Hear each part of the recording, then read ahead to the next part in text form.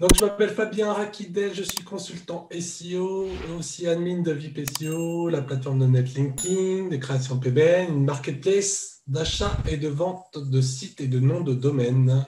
Je suis également éditeur de sites web, mon Twitter et mon Skype pour m'appeler ou discuter avec moi. Voilà. Alors, on va aujourd'hui parler d'achat, de vente de sites internet et également de ranking un petit peu plus tard. Je commence par les questions qu'on me pose régulièrement. Comment bien vendre un site internet? Donc pour moi, ce qu'il faut d'abord, c'est préparer un document avec le style de site, son chiffre d'affaires, le style de rémunération, la rentabilité.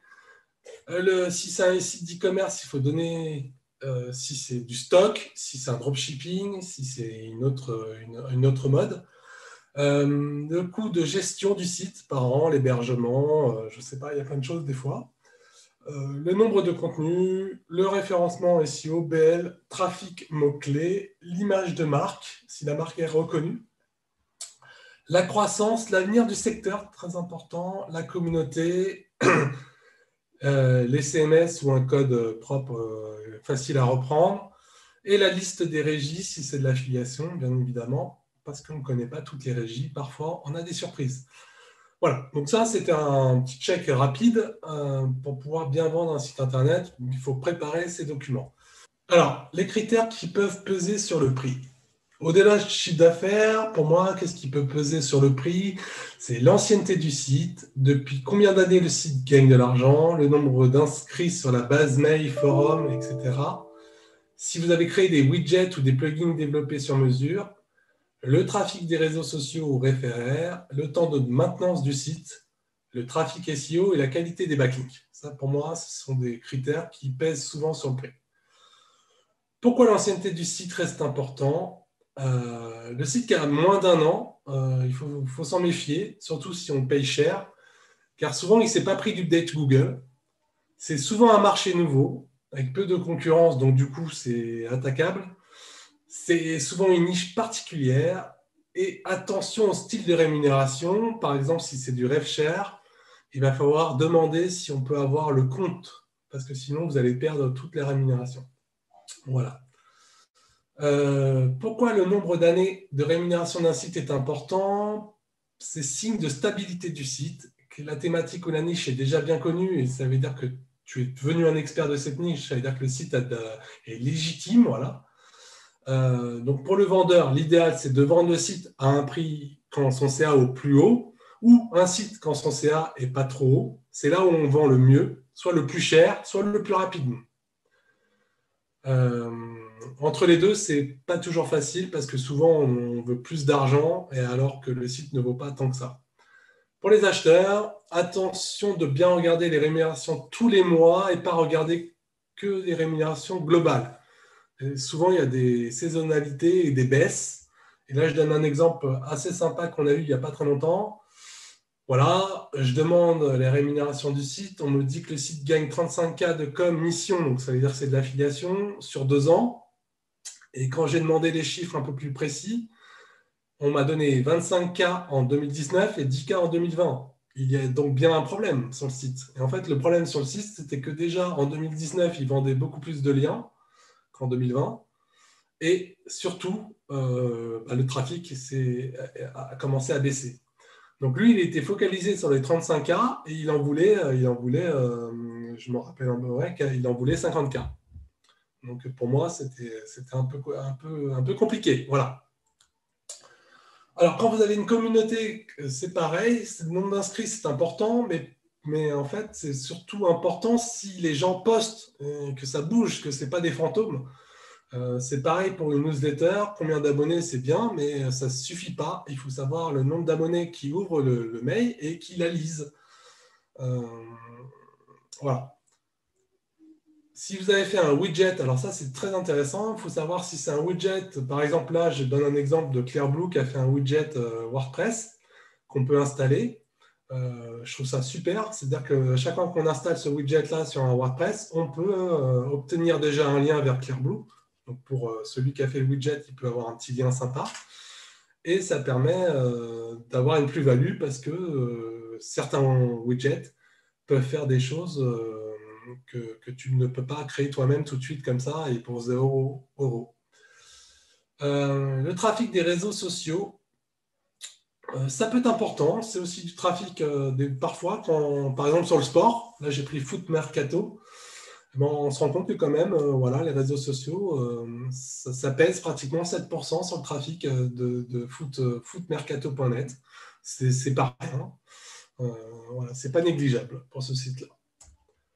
Le temps de maintenance, le temps c'est de l'argent. Donc effectivement, si sur le site que vous allez racheter, il va falloir passer, je sais pas, 8 heures dessus tous les jours, ben, il va falloir que le site ramène déjà une bonne rémunération, sinon ça ne vaut pas le coup de le racheter.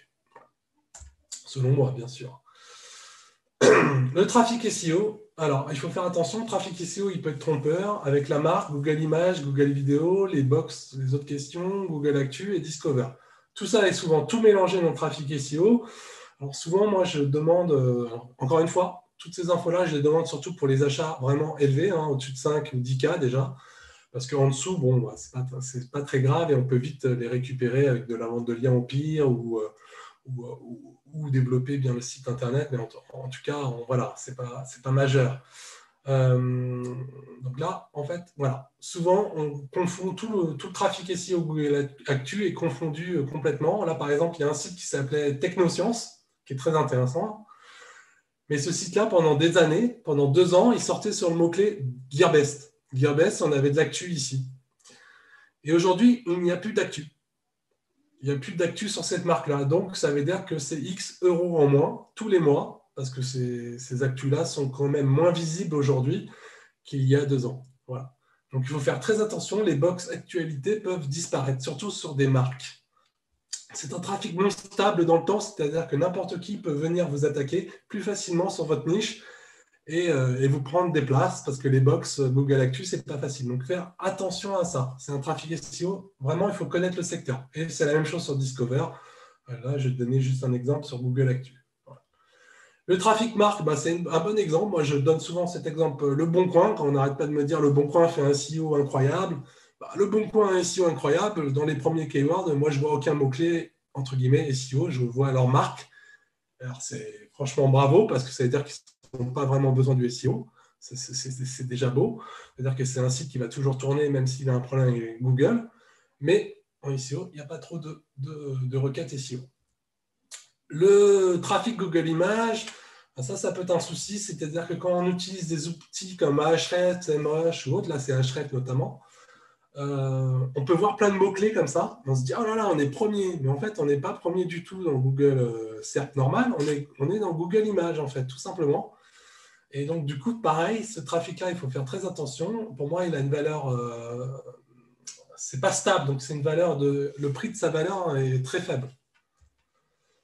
La même chose sur Google Vidéo. Certains, voilà, par exemple, Cocotte Autocuiseur peuvent dire, voilà, moi je suis deuxième, je fais autant de trafic sur Google Vidéo, ben, ça a une valeur, mais en fait, cette valeur-là, moi je ne vais pas trop la prendre en compte parce que, encore une fois, on peut du jour au lendemain, sans comprendre pourquoi, disparaître de cette box.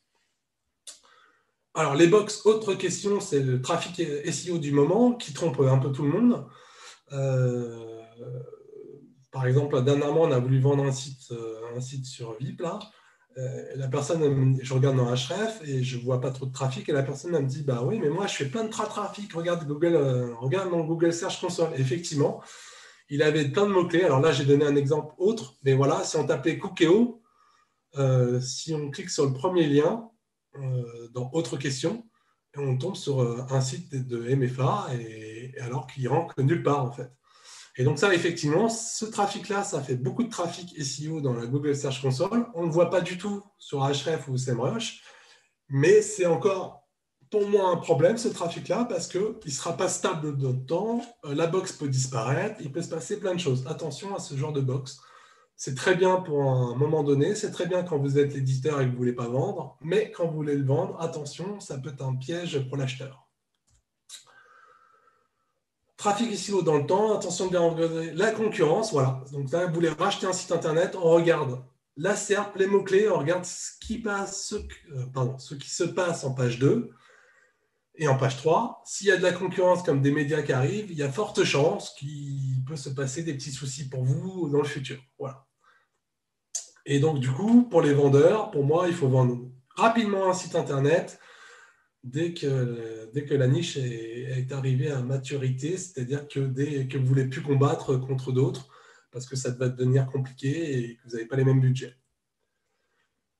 Je vais parler maintenant des qualités de backlink et qualité des sites. Alors, il y a quelque chose que j'entends plus jamais, c'est assez bizarre, et pour moi, pourtant, c'est quelque chose de hyper important. La confiance de Google, on en a parlé, je crois, ce matin. Ok, très bien, mais en fait, comment savoir si un site est déjà en confiance pour Google? C'est que, en fait, souvent, pas toujours, mais souvent, il a des snippets sur sa marque. Donc, si vous tapez Foot Mercato, on voit des snippets sur sa marque. Là, vous pouvez vous dire que quand même, ce site-là, il a forte chance d'avoir une bonne confiance de Google euh, au niveau ranking, au niveau backlink, c'est-à-dire qu'il n'y a pas de souci. Hein. Si demain, ces snippets disparaissent, vous pouvez vous dire qu'il a des problèmes de backlink. Voilà. Ça, c'est déjà quelque chose que j'entends jamais, et pourtant, c'est quelque chose que moi, je travaille régulièrement avec mes clients. Et quand on arrive à régler le problème des backlinks, on voit tout de suite ces snippets revenir. D'ailleurs, ce n'est pas que des problèmes de backlink, c'est des problèmes aussi de duplicate content. Le contenu dupliqué pose aussi des soucis, et souvent, ça fait disparaître ces snippets-là. Les backlinks indexés. Alors ça, c'est un problème majeur du moment. Et parce qu'on commence à en parler grâce à SEO Observer. Donc là, j'ai pris un exemple d'un site qui est en vente chez moi, sur VIP, agencekilomètre.fr. Et si on ne regarde pas, et si on ne fait pas très attention, on se dit, oh là là, il a 160 référing domaines, mais en fait, on se rend compte qu'en fait, il n'a pas tant de référing domaines que ça. Donc, si vous voulez regarder rapidement, déjà, une corrélation très forte avec les domaines indexés, c'est si le trust est très bas. Je m'en fiche du chiffre, moi, mais s'il est de 5, c'est que déjà, il y aura très peu de liens indexés. Ça, c'est une première chose. La deuxième chose, c'est l'IP subnet, là, ici. Ça vaut le coup de regarder ça, parce que souvent, c'est lié à une IP unique par route domaine. Donc, du coup, là, on voit qu'en fait, il y avait peu d'IP uniques par route domaine. Il y en a 42, peut-être 37 en deux follow. Et SEO Observer permet aussi de checker l'indexation. Donc ici, en cliquant sur le Google vert ou rouge, vous pouvez garder soit l'indexation, soit les noms indexés. Et pareil, sur les petites encoches ici, c'est pour regarder, pour savoir si c'est nofollow ou dofollow. Très important quand même pour estimer un nom de domaine ou un site que vous voulez racheter. Donc ça n'a pas du tout la même puissance que la personne elle peut bien croire. Surtout que souvent on vient me voir sur Skype ou par mail, j'ai un super domaine avec 165 RD, bah là je suis déçu, c'est pas tout à fait ce qu'on veut me vendre. Donc là j'ai montré, du coup on voit bien que quand on regarde tous les backlinks, là, donc, sur Observer ou sur Ahref, on voit qu'il n'y en avait que 36 de follow. Ici on voit bien que le problème c'était les globes. Je rappelle que tous ces liens-là, pour moi, comptent 0, d'accord ? C'est pas grave, mais Majestic, malheureusement, n'arrête pas de les remonter. Pour moi, les backlinks rares, c'est ces backlinks-là qu'on a appris parce que c'est les backlinks qu'on aura du mal à aller chercher, ou alors il va falloir faire de l'outreach. Donc là, je vous invite à revoir la conf de ce matin, parce que c'est des liens difficiles à avoir. Comme Madines, là j'ai donné un exemple, voilà, Skirwell, là je suis tombé dessus il n'y a pas très longtemps pour voir dans mes snaps.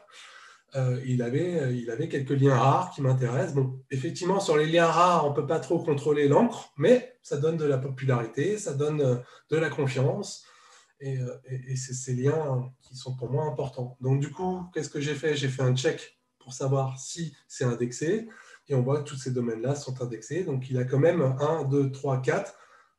4 liens pour moi rares, sauf celui-là peut-être. Donc 3 liens rares, entre guillemets rares, c'est-à-dire que c'est plutôt des liens qui sont plutôt difficiles à avoir facilement, ou qui coûtent très cher. Donc là, tu es content, tu pars avec un domaine déjà avec ces liens-là. C'est plutôt pas mal, et c'est plutôt une valeur de vente. Voilà. Comment savoir si j'achète un site au bon prix? Alors ça, c'est très difficile. Pour moi, c'est une question que je déteste, parce que ça met deux problèmes en perspective. Le premier problème, c'est que la personne qui ne sait pas la valeur des choses, c'est-à-dire que par exemple, moi, je vais chez le garagiste et la personne me dit votre voiture elle est en panne et va falloir changer, je ne sais pas, la batterie, ça va vous coûter 500 euros. Et je vais aller chez un autre, ça va me coûter 200 euros. Pourquoi l'un est moins cher que l'autre, je ne saurais pas le dire. Est-ce que je serais prêt à payer 500 euros? Peut-être, puisque je ne sais pas sa valeur. Donc pour moi, en fait, on ne peut pas dire que le bon prix, c'est le prix que tu es prêt à mettre, sauf pour les gens qui savent. Mais pour les gens qui ne savent pas, bon, ils peuvent se faire avoir facilement. C'est très difficile de comparer. Donc pour moi, les bonnes questions à se poser quand même, pour déjà savoir si c'est le bon prix et surtout savoir si vous allez réussir. Parce qu'au fond, le bon prix, bon, bah, je vais donner un peu des idées ici, mais c'est surtout savoir si vous allez réussir sur le projet, parce que vous allez vous rembourser rapidement sinon. Alors, avez-vous le temps pour le projet? Ça, c'est important quand même de se poser cette question-là. Je trouve qu'on ne se la pose pas assez souvent, parce que du coup, c'est souvent un site parmi tant d'autres. Voilà, tu vas racheter ce site-là, tu le laisses de côté et tu ne fais rien avec. Qui ne l'a pas fait? Moi, le premier, hein, j'avoue que j'ai racheté certains sites où bah, j'ai rien fait dessus. Voilà. Qu'est-ce qu'on recherche? De la visibilité ou de l'argent ou autre, ou pour vendre des liens par exemple, ça ne sera pas la même visibilité. C'est-à-dire qu'on ne va pas acheter le site au même prix si c'est juste pour gagner de l'argent en commission, affiliation, ou si c'est pour faire de la visibilité pour vendre par exemple un autre produit à toi. Par exemple, je connais quelqu'un qui a acheté un site il n'y a pas très longtemps. Lui, c'était juste pour de la visibilité. Il mettait une bannière pour vendre sa formation et basta. Voilà. Et pourquoi pas? Ça peut être légitime. Il y en a un autre qui a acheté un site il n'y a pas très longtemps. C'était juste pour revendre des liens sur les différentes plateformes. Mais pourquoi pas non plus? Voilà. Donc chacun a sa visibilité, chacun a sa vision. Chacun doit se poser cette question-là. C'est pourquoi faire? Est-ce que vous avez besoin d'un prêt pour acheter le site? C'est quand même pas anodin, donc c'est quelque chose que vous devez savoir et vous poser la question quand même. Avez-vous une idée du futur de la thématique? Alors ça, c'est ce que je dis à chaque fois, ça revient à ce que je dis à chaque fois, c'est que si la niche, la thématique est déjà saturée, qu'est-ce que vous allez faire de plus par rapport aux anciens? Faites très attention, c'est souvent comme ça qu'on se plante. Comment souhaitez-vous développer le site? Ça va avec. Voilà. Peux-tu faire la même chose en partant de zéro avec cette somme? Voilà la super question qu'il faut se poser. Effectivement, est-ce que le site que je vais racheter qui coûte 10 000 euros, à part gagner du temps, entre guillemets, est-ce que je peux faire la même chose parce que la niche est facile, parce que c'est pas connu? Peut-être que je peux refaire la même chose en 6 mois. Voilà, posez-vous bien cette question-là aussi. Et combien êtes-vous prêt à perdre? Parce qu'effectivement, malheureusement, vous pouvez, dans 40% des cas, perdre cet argent parce que vous n'avez pas développé comme vous voulez. En répondant à toutes ces questions, vous allez pouvoir fixer déjà un prix beaucoup plus facilement et vous allez pouvoir vous poser la question est-ce que je dois l'acheter ou pas? Alors, pour le prix, moi, souvent, ce que je dis, c'est souvent entre 1 an et demi et 5 fois le bénéfice. C'est ce que je vois en ce moment sur le marché français. Le marché US, c'est peut-être un bien plus. Mais en tout cas, sur le marché français, c'est un peu cette fourchette-là en ce moment. Attention, beaucoup mélangent chiffre d'affaires et bénéfices. Ça, c'est encore trop récurrent. On voit trop ce problème-là. Aujourd'hui, je suis consulté régulièrement pour savoir si une marque ou une société doit racheter un site. Et souvent, on mélange encore le chiffre d'affaires. Je suis obligé de demander des infos précises pour pouvoir dire si ça vaut le coup ou pas. Pour moi, le bon plan reste d'acheter un site avec du potentiel pour pas trop cher et le faire monter et le revendre. Ça, c'est le côté éditeur. Je le recommande régulièrement. Vous achetez un site qui a été mal géré pour souvent cause de temps ou parce que X raisons. À ce moment-là, effectivement, vous le reprenez, vous mettez vous mettez à fond dessus pendant 3 mois et vous allez le revendre 3, 4, 5 fois son prix. Et là, c'est une bonne affaire, ça. Maintenant, on va passer plutôt sur l'achat de nom de domaine. Comment acheter un nom de domaine au bon prix? Alors moi, je n'ai pas non plus de réponse là-dessus parce qu'à chaque fois, c'est la même chose. On n'a pas tous le même business. Il y en a que c'était plus pour de la vente de liens, il y en a que c'est plus pour faire du MFA, il y en a que c'est plus pour faire un e-commerce, il y en a que c'est pour lancer une marque. Donc, selon ce que vous voulez faire, ce n'est pas la même chose et ce ne sera pas les mêmes noms de domaine que vous allez viser. Pour le SEO, moi, ce que je dis à chaque fois, alors certains ont fixé des prix et je ne sais pas ce que ça vaut, mais je le donne. Voilà, moi, j'ai beaucoup de personnes qui ont fixé ces prix-là. Voilà, ils disent que voilà, un lien d'annuaire, ça coûte 50 centimes, un lien de blog, ça coûte 1 à 3 euros. Un lien rare, les liens que je viens de montrer dans les slides d'avant, 5 à 10 euros. Voilà, et puis à ce moment-là, vous pouvez faire quand même un prix au RD indexé si possible, parce que ça, sinon, c'est un vrai piège. Est-ce une bonne méthode? Je ne sais pas, mais en tout cas, c'est une méthode, et pourquoi pas. Et le prix peut aussi varier également à cause des extensions. En ce moment, j'ai par exemple sur VIP SEO, il y a un point bise qui a vraiment 150 referring domaines et il n'arrive pas trop à se vendre parce que c'est le point bise et pour beaucoup, ça bloque. C'est des fausses idées, hein. Si on veut juste du ranking, ça posera aucun souci, mais souvent, si on veut un peu plus développer une marque, ça peut poser des soucis, effectivement. Là, voilà, c'est un exemple que je voulais vous donner parce que ça aussi, c'est une question qu'on me pose tout le temps. C'est la question qui revient à chaque fois. Si j'achète un NDD, alors là, c'était plutôt expiré euh, ou aux enchères, ou à la revente, et je fais une 301, est-ce un bon plan? Pour moi, c'est un bon plan. Si c'est un expiré, je recommande de faire une 300, je recommande avant de faire la 300, de mettre en ligne, de créer quelques pages, et si possible, les pages, même avec de la bouillie, hein, c'est pas grave, mais des pages avec les mots-clés que vous visez, et chèque de position, si elles sont OK, 300. Alors là, on l'a fait il y a une semaine. Vous voyez, là, tout de suite, j'ai fait exactement ça. On a créé 5 pages. On a racheté un nom de domaine sur VIP à 200 euros. On a créé 5 pages. Les 5 pages sont placées sur le mot-clé, assez lointain, hein, 70e, je crois. Et tout de suite, j'ai fait une 301 et on voit que le domaine qu'il a reçu, donc mon petit site SEO qui rankait, a pris plus 17 positions sur la requête qui était un peu visée, 5000, qui a pris sur la requête un peu moins forte 4 positions et qui a pris une position sur la requête la plus petite. Et a pris d'autres positions en même temps, en fait. Tout ça, c'est des mots-clés qui sont liés à un mot-clé, à une page là. Voilà. Donc, c'est quand même intéressant. Les 301 fonctionnent très, très bien en ce moment. Ce n'est pas toujours vrai, mais en ce moment, il n'y a pas de problème, il n'y a pas de bug Google. Je recommande les 301 en ce moment. Ça marche vraiment bien. J'ai vendu. Alors, ça, c'est un petit souci. Voilà, c'est le petit côté technique et le petit côté, j'aime pas ça, mais c'est juridique. J'ai vendu un site. Est-ce que l'acheteur peut se retourner contre moi? Il y a plusieurs problèmes avec ça. Pour moi, il y a peu de problèmes généralement sur la vente d'un site parce que souvent, c'est quand même dans notre domaine. En tout cas, c'est quand même des gens qui savent ce qu'ils font, ce qu'ils achètent. Donc, du coup, je recommande déjà de faire un contrat. Un contrat au-dessus de 10 000 euros. En dessous, on peut s'en passer. Je trouve que franchement, avec un bon mail et quelques garanties, ça peut suffire. Mais au-dessus de 10 000, on essaie de faire un bon contrat. Là, je donne un lien qui peut être sympa.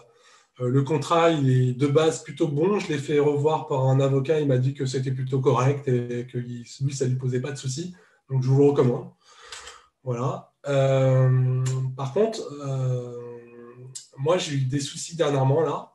J'ai eu une personne qui est déçue de son achat, qui pense avoir acheté le site trop cher et qui veut se retourner contre moi. Alors, du coup, qu'est-ce que j'ai fait? Moi, j'ai été voir 2 avocats, je leur ai posé toutes mes questions.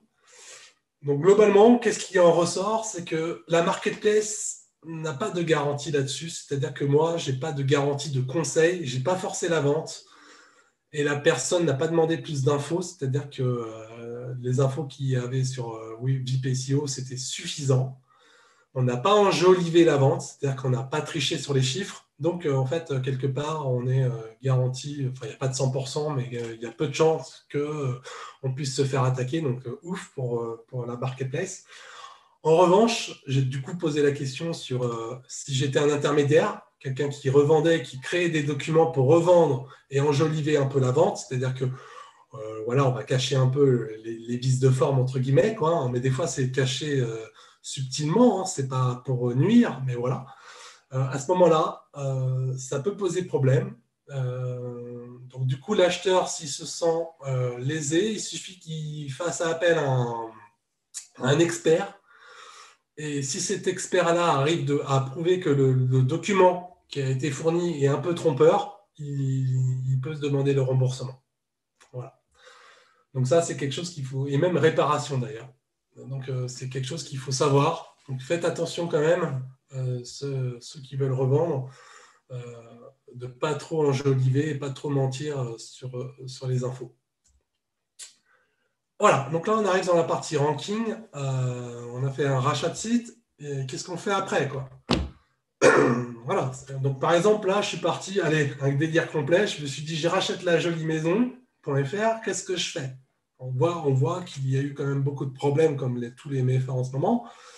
Une chute en janvier 2021, en février peut-être, ou janvier, je ne sais pas exactement là. Mais en 2020, en tout cas, une grosse chute, il n'arrête pas de chuter, il est remonté un peu sur la dernière update qui a fait du bien, à tous d'ailleurs. Qu'est-ce que je fais? Donc, pour moi, en fait, la première chose que je fais, c'est que je vais prendre le meilleur mois, qui était le 31 décembre 2019, et je vais checker, je vais faire un versus, une comparaison, versus 30 juin 2021. Donc, ça, sur Ahrefs, ça marche plutôt pas mal. Et je vais garder les positions diminuées et les positions perdues. Et je vais regarder qu'est-ce que je peux récupérer. Donc, voilà, piano de cuisson, par exemple. Ça, je peux vous dire directement, dès que c'est des mots-clés génériques comme ça, c'est tout simplement l'intention. La page ne répond pas exactement pour ce mot-clé-là. Et la baisse est directe. Hein. Il passe de 6, la position 6 à 0. Il a disparu complètement de ce mot-clé-là. Donc à ce moment-là, on essaie de voir si on peut revoir le contenu pour pouvoir se recoller à l'intention, mais parfois, ce n'est pas possible. Parfois, il n'y a que du e-commerce, et là, à ce moment-là, ça sera un peu difficile. On peut essayer de tricher un peu, essayer de faire un faux e-commerce en ajoutant des paniers, etc. Mais sur le long terme, ça ne donne pas grand-chose. Et donc, du coup, on va plutôt aller peut-être travailler ce genre de mots-clés. Il est 12e et il a perdu 6 positions, 7400. Bon, Mug isotherme, c'est peut-être pas le meilleur keyword puisque les produits sont peut-être pas très chers. Mais en tout cas, la méthode, c'est-à-dire qu'ici, je pense que je peux récupérer les 6 positions sans problème. Voilà. Voilà, donc on regarde tout ça. Meilleure imprimante 3D, voilà, il est 9e, 10e. Bon, voilà, ici, ça vaut le coup de travailler parce que meilleur, ça fait partie des MFA. On doit être les meilleurs sur ce genre de requête. Ça ne doit pas poser de soucis. Donc, généralement, quand il y a une petite baisse des positions, c'est en fait, il faut faire des backlinks. C'est souvent une perte de popularité. Mais si on a fait des backlinks et que ça bloque toujours, là, vous pouvez vous dire que c'est le contenu. Le contenu, c'est qu'il vous manque du corpus, il vous manque de la sémantique, il vous manque des mots peut-être rares, il vous manque des choses qui font que vous n'avez pas le meilleur contenu. Donc là, à ce moment-là, il faut regarder le top 4. Moi, généralement, c'est ce que je recommande, voire le top 10. Et je recommande de regarder l'historique d'une SERP, parce que l'historique d'une SERP, c'est la seule info qui donne que le corpus est valide. C'est-à-dire que tous les sites qui rankent depuis 10 ans sur meilleure imprimante 3D, 10 ans, j'exagère, hein, depuis 1 ou 2 ans, ça veut dire que c'est eux qui ont le corpus le plus dense et l'intention la plus bonne, la meilleure en fait. Voilà, l'intention la meilleure qui permet de garder ce ranking-là. Donc, regardez aussi, du coup, l'historique grâce à Sea Observer qui le fait très bien. Améliorer ensuite, qu'est-ce que je vais faire? Je vais améliorer le ranking des keywords en page 2. C'est-à-dire que tous les keywords qui sont positionnés, là c'est ce que j'ai fait sur le filtre, de 10 à 25, et tous ces mots-clés-là, je vais voir pour pouvoir passer en page 1 et dans le top 4. Là, je vois machine à coudre enfant, tout de suite, il est 11e, tout de suite, il faut la travailler. Comparative machine à coudre, vous voyez que déjà, ces 2 mots-clés-là, on peut se faire peut-être 5, 6, 7, 7000 recherches mensuelles, donc un petit trafic sympathique vers notre site, et on peut augmenter du coup très sensiblement la courbe. Donc, qu'est-ce que je vais travailler ensuite sur ces pages-là? Je vais travailler le title. On peut revoir la title si ça fait X années qu'elle n'a pas été changée. Ça vaut le coup de la changer. Souvent, ça redonne un petit coup de boost. Je vais revoir le corpus, c'est-à-dire que c'est ce que je disais tout à l'heure, un corpus valide, c'est-à-dire qu'est-ce qui nous manque pour pouvoir ranker. Je vais revoir un peu l'intention. Est-ce que sur cette niche-là, machine à coudre enfant, il faut donner, je ne sais pas, à partir de quel âge un enfant peut utiliser une machine à coudre. Peut-être que c'est ça qui va manquer sur ma page. On va effectivement revoir les backlinks. Est-ce qu'on en a fait au moins 3, 4, 5? Et oui, je suis désolé, mais les derniers tests me montrent que effectivement le core web vital, eh ben, il se passe quand même des choses. Vital d'ailleurs avec un S normalement. Euh, S'il est dans le rouge, c'est pas bon. Ça peut bloquer le ranking, en gros. Hein. Ça peut bloquer d'être dans le top 4, parce que ce qu'il faut viser, c'est quand même d'être premier, mais d'abord d'être dans le top 4. Et sur toutes ces pages-là, j'y suis pas. Donc il y a un moment ou un autre, il va falloir que je sois le meilleur. Donc, le core web vital, essayez de faire quelque chose. Je le montre ici, voilà la jolie maison. Orange ici, en fait, le core web vital, c'est les 4 verts. Les 4 points ici, il faut qu'ils soient en vert. Et il y a un rouge ici, et ça, il ne faut pas le laisser passer. Il faut essayer d'être 4 ici vert. Même on s'en fout du score ici, il faut absolument que les 4 points ici soient en vert. Donc il faut vous former sur ça pour que vous deveniez les meilleurs. Et alors, effectivement, on va me poser souvent la question, oui, mais darty.com, ils sont nuls, machin. Oui, mais darty.com, c'est un site qui a beaucoup de signaux différents. C'est pas un petit MFA ou un petit site à côté. Ils ne vont pas combattre parce qu'ils ne peuvent pas combattre sur tous les mots-clés. Donc, Alors comme pour ça, moi, les facteurs bloquants d'un site racheté, toujours les mêmes choses. Les principaux facteurs bloquants d'un site racheté sont les filtres Google qui sont passés sur le site, les problèmes de qualité de contenu, l'intention, le duplicate content, ça, il y en a plein. Je reprends des phrases, je mets dans Google, hop, qu'est-ce que je vois? Que du duplicate. Ça veut dire que les contenus n'étaient pas très bons ou ont été volés. Hein, je ne sais pas, j'ose pas, voilà, on ne peut pas savoir. Le problème de popularité, ouais, oui, il ranquait avec 12 liens, mais il était sur une niche qui n'était pas concurrentielle à une époque, qui est devenue concurrentielle. Je pense toujours à ma super niche que je montre régulièrement, qui est meilleur robot aspirateur, qui était classé que par des MFA avec 12 referring domaines, et aujourd'hui, c'est que des médias. Le problème de vitesse, ben oui, ça va devenir maintenant quand même un facteur bloquant. Si le site est dans le rouge, comme je viens de le montrer, ben, bye bye le top 4. Et le problème de technique des rendus de page. Donc ça, je le vois de plus en plus. On fait un cache de points l'URL, on fait un test mobile via l'outil de Google, et ben la page est cassée complètement. Elle n'a pas le bon rendu. À ce moment-là, le ranking, vous pouvez l'oublier. Et donc, du coup, on peut passer à toutes vos questions. Et merci beaucoup pour l'invitation et votre écoute. bon, en tout cas, c'était génial. Donc, je vais enchaîner directement sur les questions. Le meilleur endroit pour trouver des backlinks sur son site. Sur son. Ah non, pour son site, pardon. Les meilleurs endroits pour trouver des backlinks sur son site, je pense que ce matin, il y a eu pas mal de confs qui ont répondu à ce genre de questions. Ouais, je pense qu'on. Euh, Des fois, on se bloque, mais des fois, il suffit d'aller sur un forum. Et un forum, c'est pas mal. Hein. C'est des liens plutôt rares aussi, parce qu'aujourd'hui, c'est chiant à Ouais, faire. Un petit lien forum par-ci, par-là, c'est pas très difficile. Ça prend 1 heure, on s'inscrit, on poste 2, 3 réponses, on revient un peu plus tard. On est intelligent, on ne pose pas tout de suite son lien. On revient un peu plus tard et on fait un petit travail en fait pendant 1 semaine et puis on pose son lien et là, il reste, il est nickel, il est propre, les autres ne l'auront pas et puis voilà. complètement. Des fois, ça sert à rien de forcément trop vouloir sortir de budget par rapport. Ouais, mais même moi, en fait, j'achète. Moi, aujourd'hui, j'achète. J'ai une liste de 50 annuaires avec 50 comptes Ouais, et une liste de 50 forums avec 50 comptes. Alors, il y a des forums où j'y vais tellement jamais qu'ils m'ont supprimé, mais des fois, je reviens et ça marche, quoi. Et je suis plus complètement. actif depuis 3 ans et je vais placer un client, je vais mettre un lien d'un client. Le client est super heureux. J'ai mon réédit qui cartonne à fond dès qu'on parle d'informations. Donc là, je vais Ouais, poster un lien et là, tout de suite, je vais taper des trafics de 5 ou 10 000 internautes d'un coup. Si j'ai besoin de faire sur une actualité chaude, je sais pas, en ce moment, les tests PCR, par exemple, on a fait ça il n'y a pas très longtemps pour un client. Bon, bah, il avait toute l'info là-dessus. On a mis son lien sur mon Reddit. Bah, là, tout de suite, c'est parti très fort, en fait. Voilà. Et d'ailleurs, le site en SEO a commencé à grimper. On est arrivé deuxième pendant X jours et après, c'est redescendu. Ça, c'est ce que j'appelle le Pogo ranking. C'est ouais. lié au trafic, en fait, mais c'est un ranking qu'on ne peut pas garder. Voilà. Ok, génial. Très bonne explication.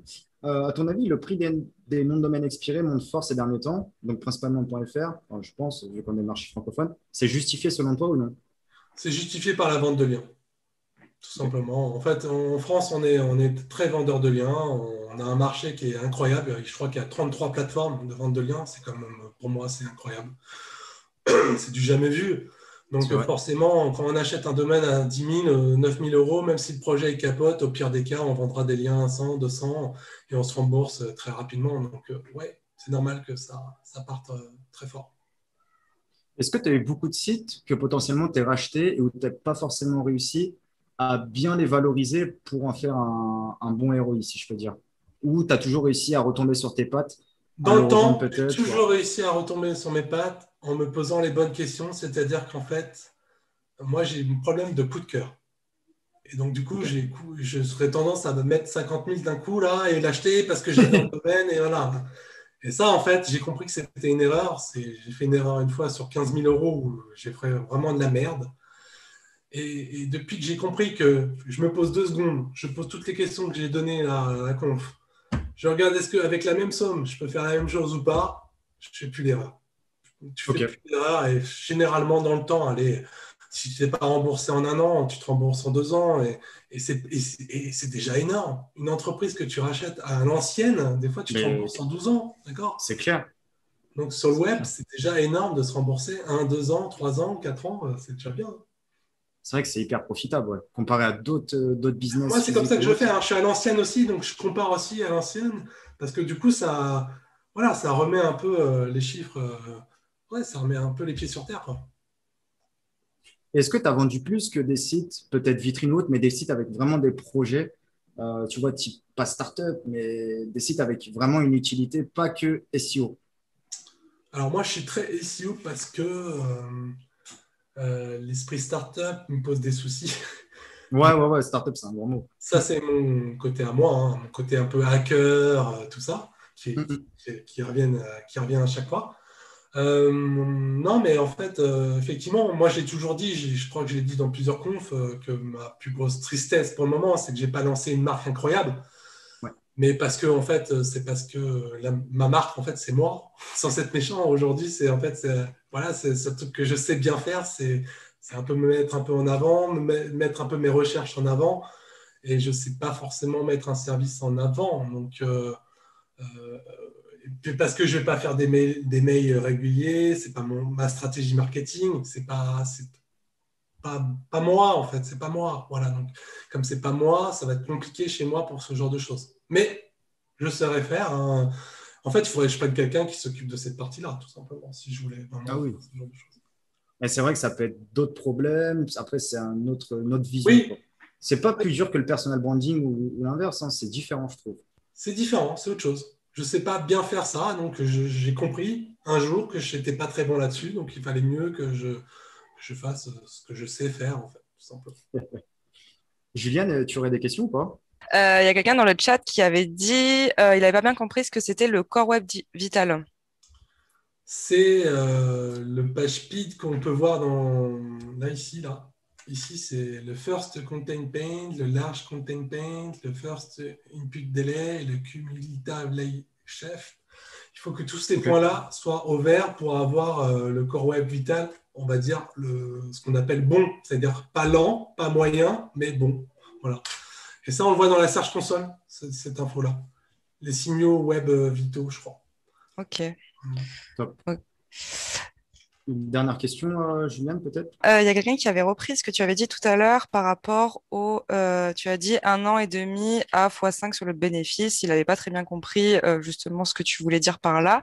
Du coup, si tu pouvais En fait, réexpliquer on un va petit dire peu. que souvent, il y a quand même dans la revente d'un site, il y a des choses qui sont liées au danger de réussir, au danger de se casser la figure. Donc souvent, ce qu'on dit sur les MFA, parce que les MFA, on sait que c'est pas super serein le nombre d'années, c'est-à-dire qu'on va être plutôt sur 1 an et demi de bénéfices, c'est-à-dire combien on a fait, qu'on a mis d'argent, d'affiliation dans sa poche.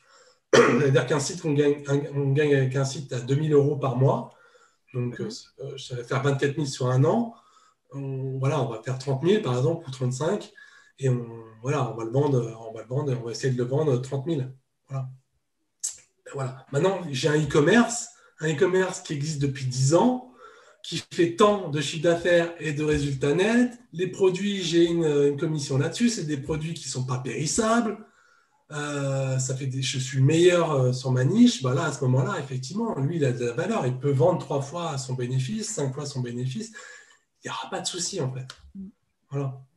Okay. Peut-être un dernier mot, Fabien, avant qu'on puisse merci clôturer. Encore. Voilà, c'est super ce que vous faites. Bravo. Et puis bravo. Ouais. Si on ne s'est pas d'ici là, ouais, je te souhaite de bonnes vacances. Merci beaucoup pour ta conférence, Fabien. C'était super. Et on se tient au courant. Et voilà, je pense que tout le monde a vraiment apprécié. Donc, merci à toi encore. Au revoir. Merci beaucoup, Fabien. Salut, Fabien. Au revoir. À très bientôt.